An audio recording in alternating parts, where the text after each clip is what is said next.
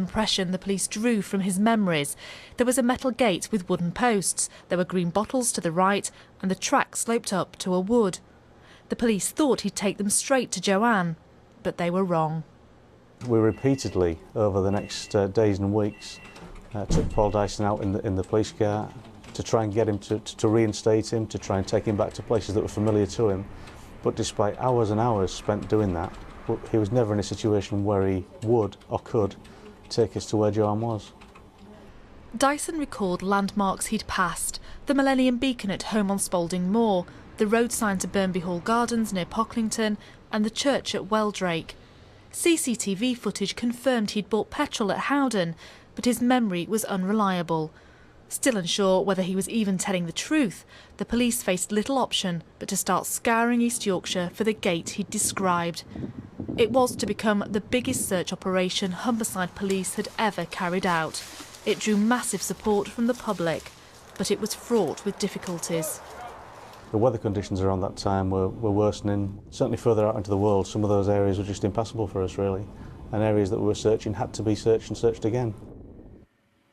Days were turning into weeks. Hundreds of gates had been examined. Vast areas of East Yorkshire and parts of North Yorkshire had been covered, but the police still couldn't find Joanne. But then a breakthrough came from a forensic scientist used by police forces in this country as a secret weapon. She was able to build a remarkably accurate picture of where Joanne's body was. They gave me a lot of his belongings and hoping that where he had been would be on those belongings. And so I analysed them and lo and behold got a whole range of pollen, spores and microscopic things that I was able to build up an assemblage from, an assemblage of the vegetation. And I could see it. I could see it in my mind's eye. It was obvious to me straight away that this was Forestry Commission plantation. And I knew straight away that she was buried under a birch or near a birch, and it was the dominant plant. But of course there were lots of other things there as well. We could see that there was western hemlock in this plantation. We could see birch, we could see pine, we could see all sorts of things. Not only that, I found a fern called polypodium fern, which is very common in southern England actually, common in much of Britain. But it's fairly rare in that part of Yorkshire, so that was another thing to clue in.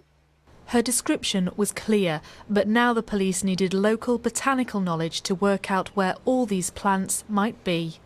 Western hemlock spruce was one of the rarer ones. It's not something that we find normally in quantity in many of our plantations. Again, heather doesn't occur in a lot of Holderness or the Wolds, so it ruled out a lot of areas. It had been more than 5 weeks since Joanne was killed. Humberside police had searched nearly 2,000 square kilometres of East Yorkshire, North Lincolnshire and North Yorkshire. Richard used computer software to overlay the Botanical Society's maps for western hemlock, heather and the rare polypodium fern. The purple squares where all three occurred were the most likely areas to search. It was certainly ruling out a lot of Holderness, the Wolds. We were certainly looking up north of York towards Helmsley and that area. This information gave the police fresh hope of bringing Joanne home to her family. Now to the second film about the search. Although forensic science played a vital part, the discovery of Joanne Nelson's body also came down to a remarkable piece of luck. A chance event that led the man who was actually leading the police investigation to finally find her.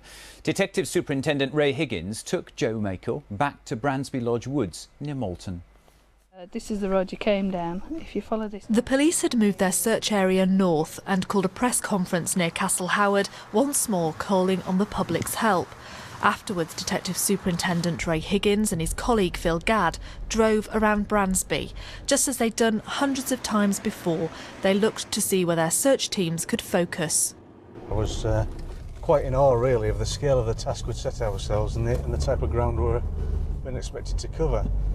And really, I suppose, if it weren't for the fact that Pat Wiltshire had been able to narrow our search areas down so much by identifying the types of pollen and the trees we were looking for, it would have been an almost, I think, impossible task. But when they saw this gate, they stopped the car. When we arrived here, we had the ground which elevates sharply behind the gate. We've got a steel metal gate which opens outwards, It's supported by wooden posts and it's got the rabbit net